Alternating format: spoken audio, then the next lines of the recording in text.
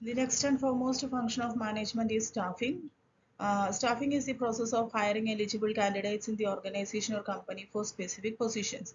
In management, the meaning of staffing is an operation of recruiting the employees by evaluating their skills, knowledge, and then offering them specific job roles accordingly. Staffing can be defined as one of the most important functions of the management. It involves the process of filling the vacant position of the right personnel at the right job at right time. Hence, everything will occur in the right manner.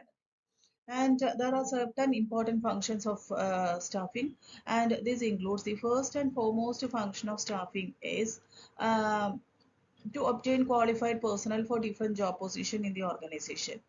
In staffing, the right person is recruited for right jobs. Therefore, it leads to maximum productivity and higher performance. It helps in promoting the optimum utilization of human resource through various aspects. Job satisfaction and morale of the worker increases through the recruitment of the right person. Staffing helps to ensure better utilization of human resources. It ensures the continuity and growth of the organization through development managers. And uh, staffing has an important place in the management function, and these are the most important functions of staffing. Importance of staffing: effective use of technology and other resources. That is, what is staffing and technology connection, how it is connected? Well, it is a human factor that is instrumental in the effective utilization of the latest technology. Humans are using latest technology in staffing the employees and capital, material, etc. And the management can ensure the right kind of personnel by performing the staffing function.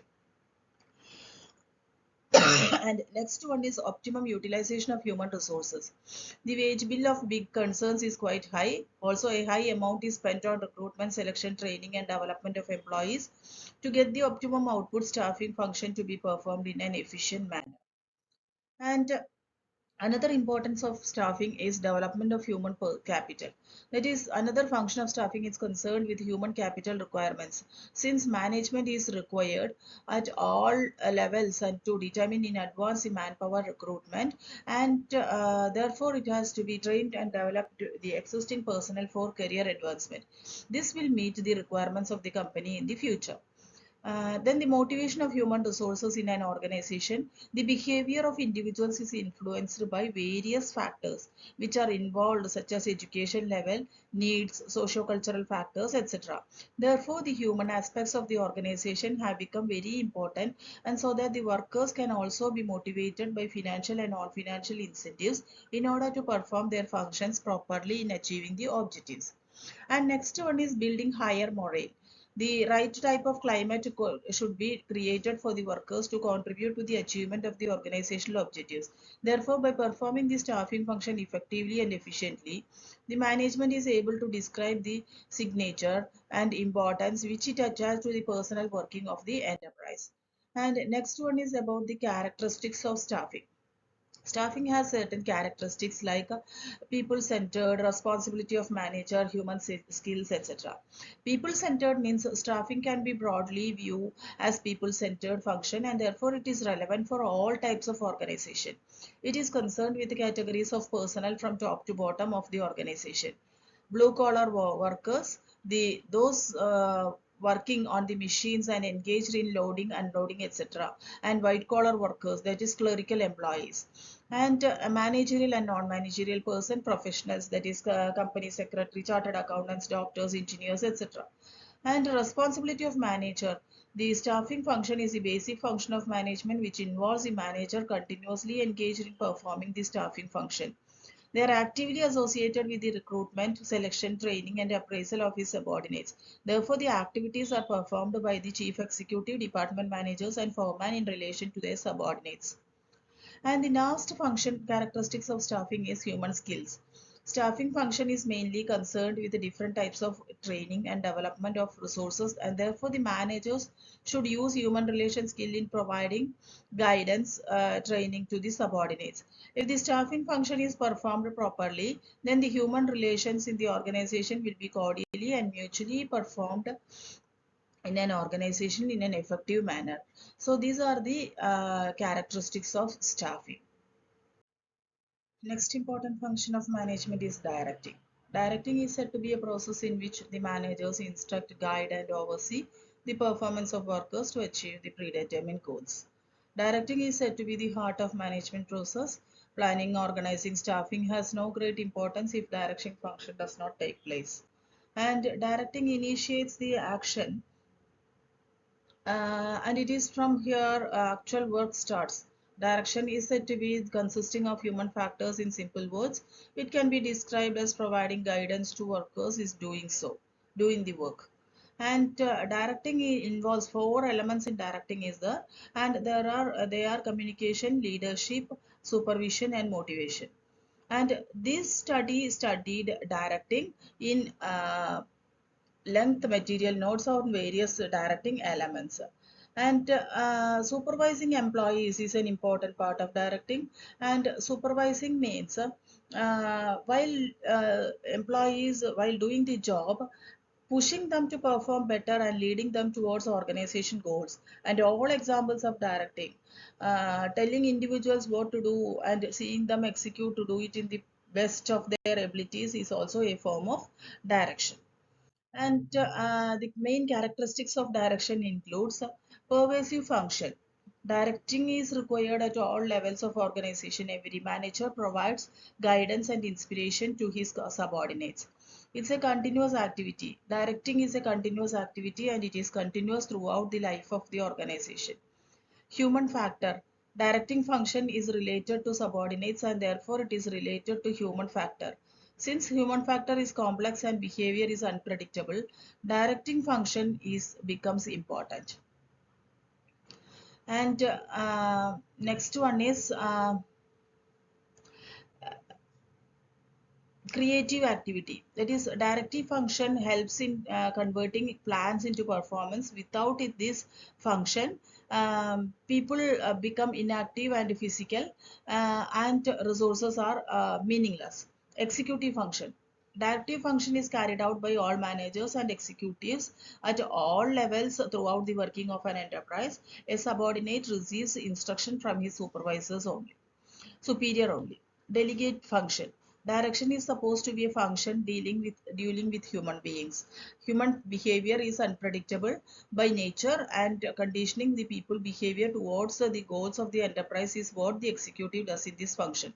Therefore it is termed as having delicacy in tackle the human behavior. Next one is the role of a supervisor.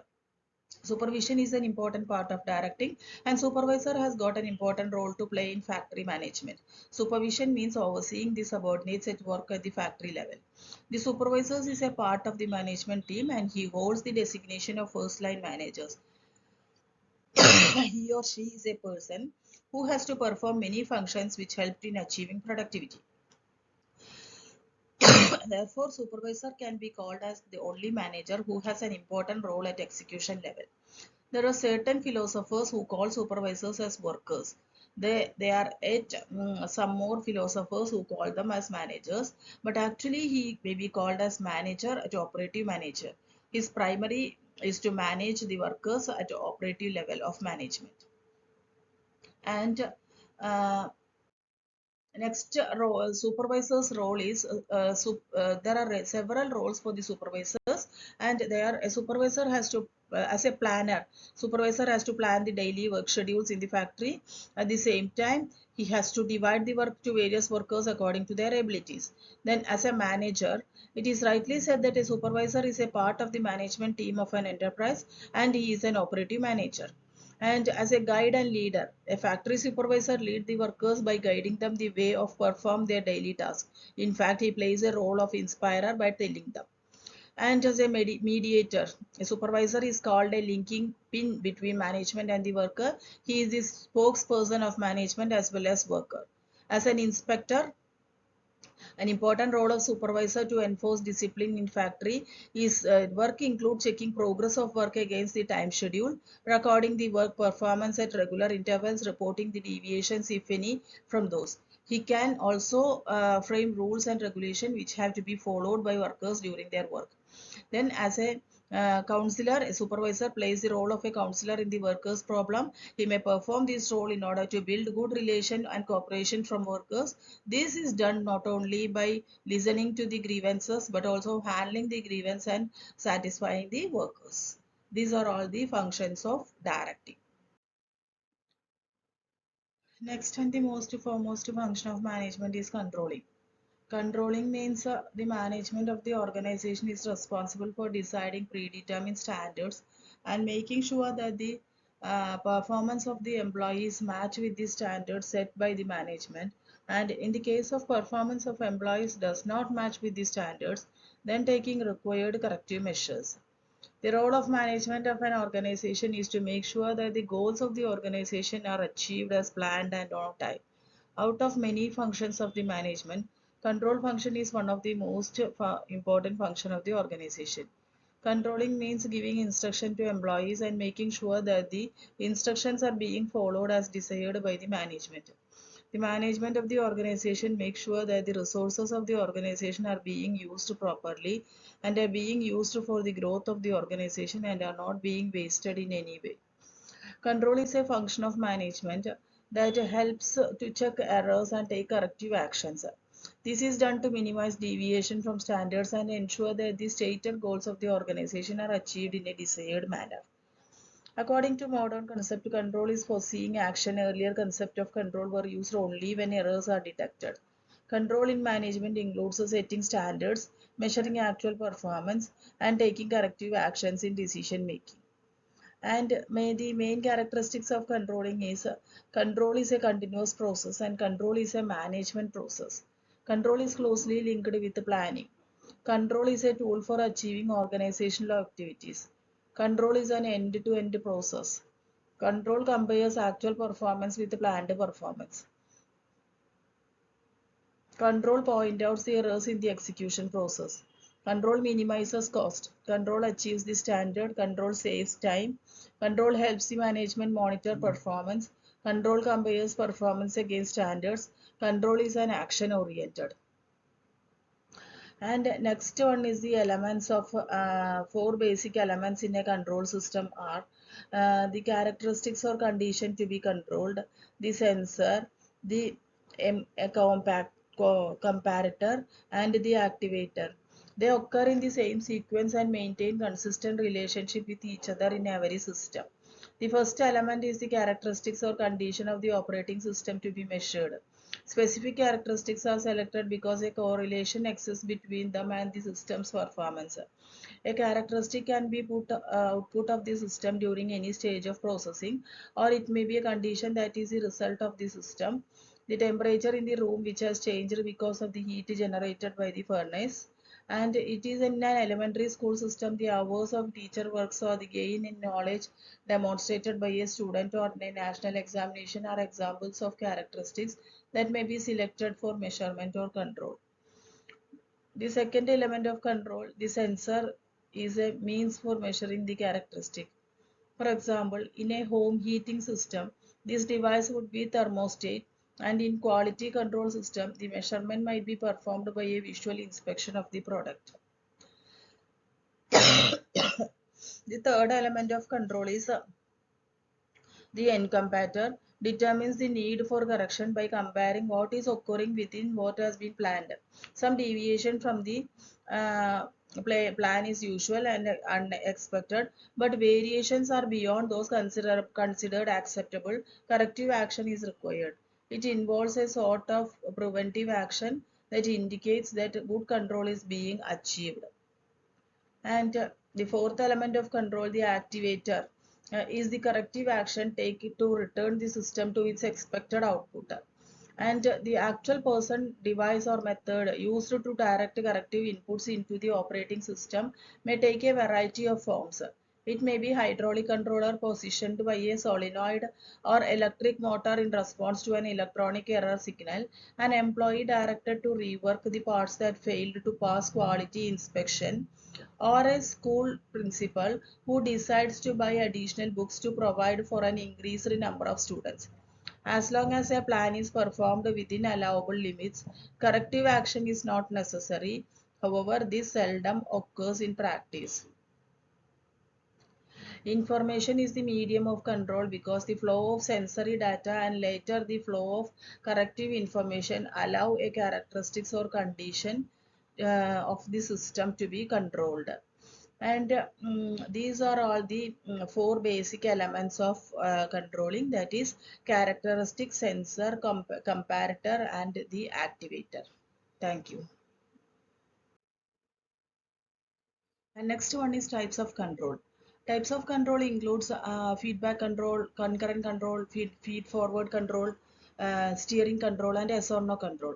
Feedback control is feedback control involves collecting information about a finished task, assessing the information, and improving these types of tasks in the future.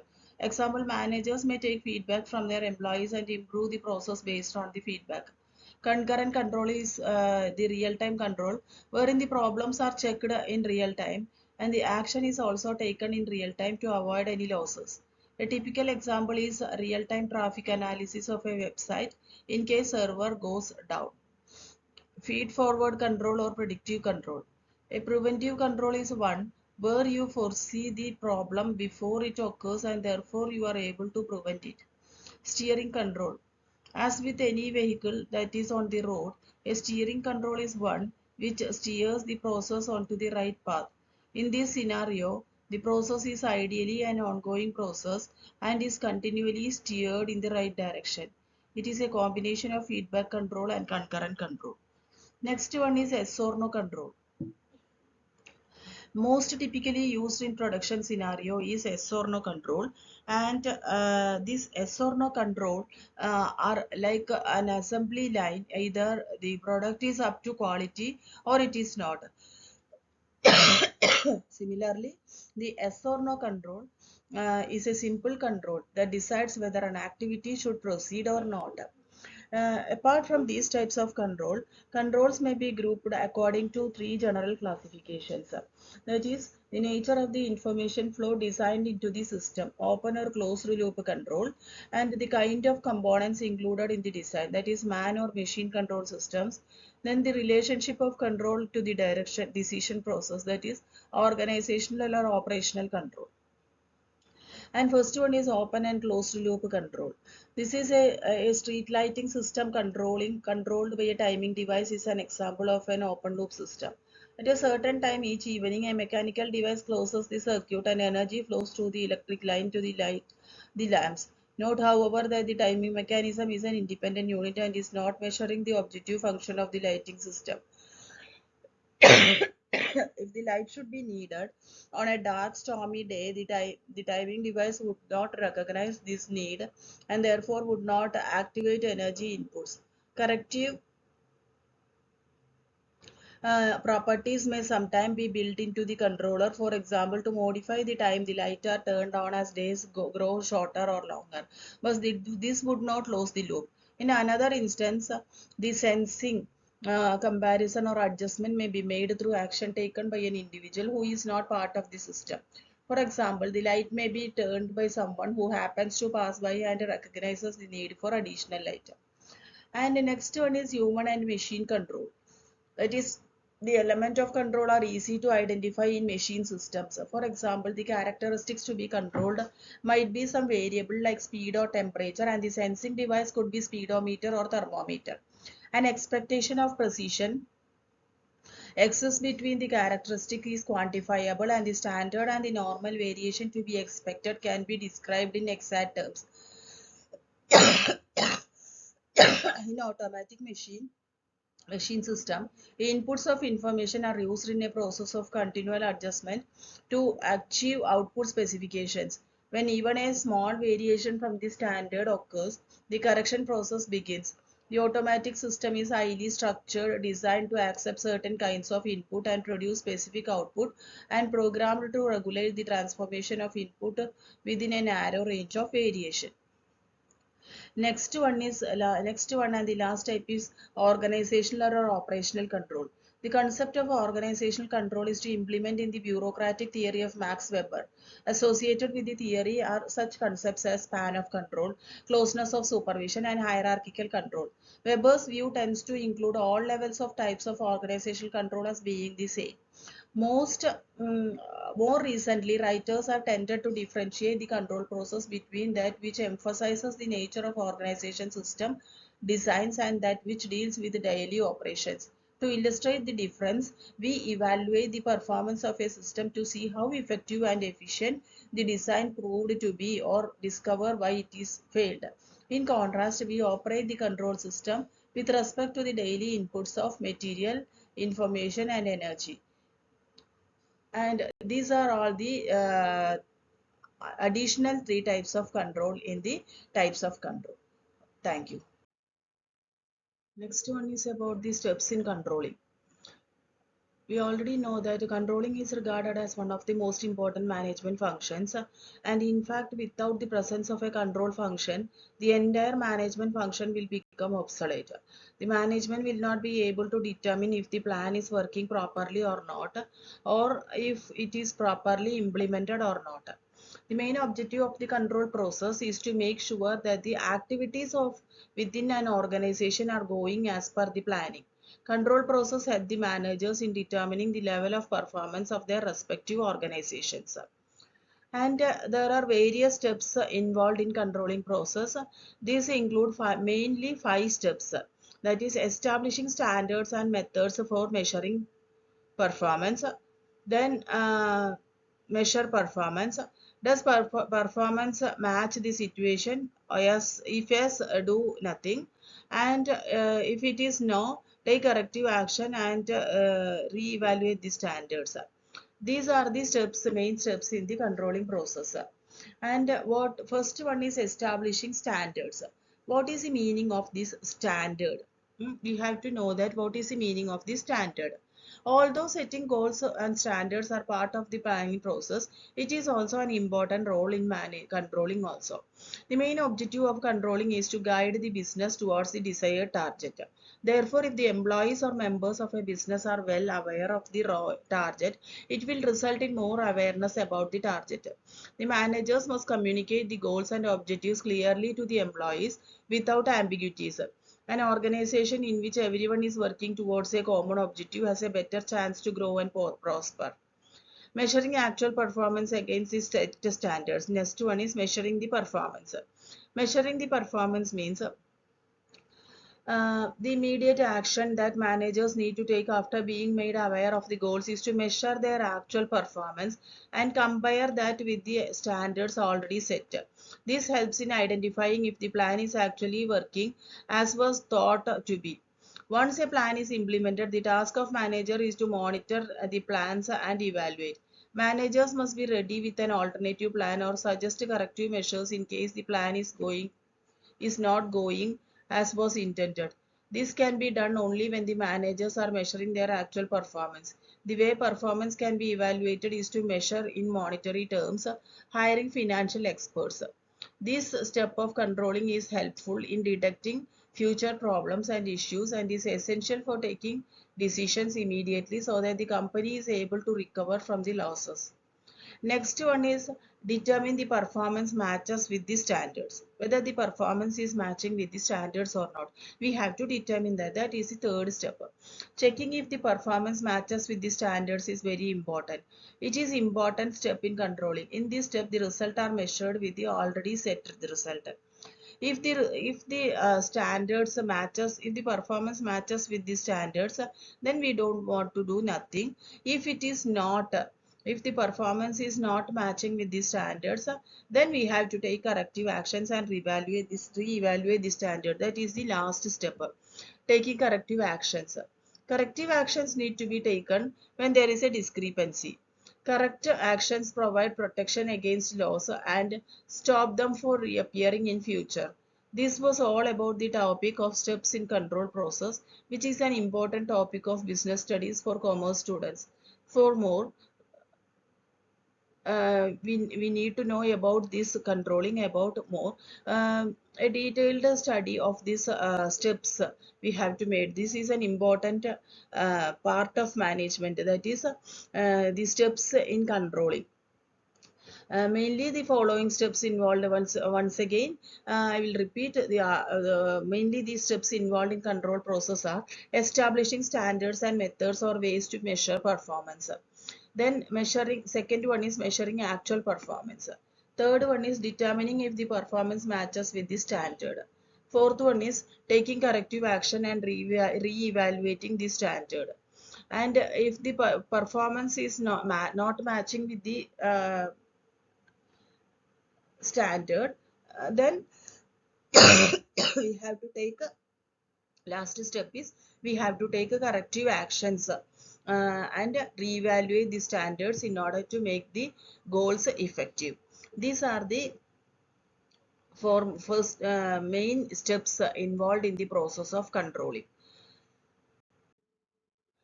Next one is the coordination. Next function of management is coordination. That is, coordination is an important function of management, which ensures that different departments and groups who work in synchronization. Therefore, there is unity of action among the employees, groups, and departments, and it also brings harmony in carrying out the different tasks and activities to achieve organization's objectives effectively. And coordination, we can say that it is an important function of management, and it is the essence of management. And coordination is the energy that connects all the other functions of management. It is common strand that runs through all actions such as production, purchase, finance, and sales to assure perpetuity in the functioning of the establishment. Coordination is seldom deemed a separate role in management. And about the importance of coordination, coordination is necessary as it combines the efforts of people, authorities, and experts. The principal analysis for coordination is that units and individuals in a company are independent and they rely upon each other for data and resources to conduct their own activities. Hence, managers need to reconcile discrepancies in timing, approach, interest, or effort. At the same time, there is a necessity to correspond to individual and organizational goals. And the importance of coordination includes growth in size. As companies develop in size, the number of employees employed by the company also develops. And often it may become challenging to unite their efforts and exercises. All people vary in their custom of background, approaches, work to the conditions, and association with others. It becomes essential to guarantee that all individuals perform towards the predefined common goals of the company. But employees may have their individual specific goals too. Next one is functional differentiation. Operations of an establishment are apportioned into division sections and departments. In a company, there may be distinct departments of production, marketing, finance, or human resources. All these units may have their own goals, strategies, and their own techniques of working. Next one is specialization. Contemporary organizations are defined by a high degree of specialization. Specialization occurs out of the complexities of contemporary technology and heterogeneity of tasks to be executed. Companies hence must employ a number of experts. Specialists normally think that they are equipped to access, decide, and judge according to their professional standards. They usually do not take guidance or recommendations from others in matter concerning their field of specialization. And all these are the functions mentioned in the concept is that coordination is the essence of management. Why we are saying that coordination is the essence of management, and we can say that is the most and important functions, most important function of management, and for a number of reasons, because it allows a unified and harmonious workforce to work towards a common goal. And when communication is utilized, coordination also allows for more beneficial and efficient allocation of resources in an organization. Communication helps to allocate resources and which can reduce conflict and redundancies between individuals or departments. And coordination, we can say that the role of a manager is to organize and oversee the daily operations and tasks performed by other employees. They must be able to unite individuals, groups, and ideas together in order to reach a common goal or desired organizational outcome. The coordination function of management is just one of the many aspects involved in a manager's purposeful role in the business. And coordination can be broadly defined as the act of making numerous parties involved in a plan of having them working together in an organized manner. It allows a group of functions cohesively because each party is working towards a particular and specified goal. In relation to management, coordination means to ensure that many working parts are at the right location at right time of operations to be carried out smoothly. Resources must be allocated appropriately so that they are used in the most efficient way. Managers encountered the importance and need for coordination each day in large organizations. So we can say that coordination is the essence of management and it is the most important function of management. Next and the last important function of management is coordination. And coordination means synchronization of the efforts of group members so as to provide unity of action for pursuing common goals. It is a hidden force which binds all the other functions of management. And we know that coordination is needed for the organization when the size is increased and complexity of operations. That is, growth in the number and complexity of operation is a major factor which require coordination. Then specialization. When we have to specialize some or focus on some particular work with division and subdivision of work, each individual handles small portion of work, but work of each of them is related to other. And clash of interest when the coordination help in integrating individual goals with the organization goals. Then different outlook, no two individuals are same, so each individual has his own way of working and has a different approach towards the problems. Then interdependence of units, each unit of organization has a different work to do, but they together aim at achieving the common objective of the organization. Then conflicts, when there arises conflicts, that is coordination of activities avoid potential sources of conflict, and coordination can be ensured through proper planning, clearly defining the role and responsibilities and their authorities. Then empire building. Some members in the organization may have a tendency to show their importance and hence may overemphasize their own activities. They may make maximum possible share of total resources for their own units as if their units were separate entities. And there are certain principles for this coordination. And coordination principles include principle of direct contact. The main problem which widens the gap between the organization members is the lack of proper communication. In an organization, the entire team involved in the completion of task must have a direct contact with each other as possible.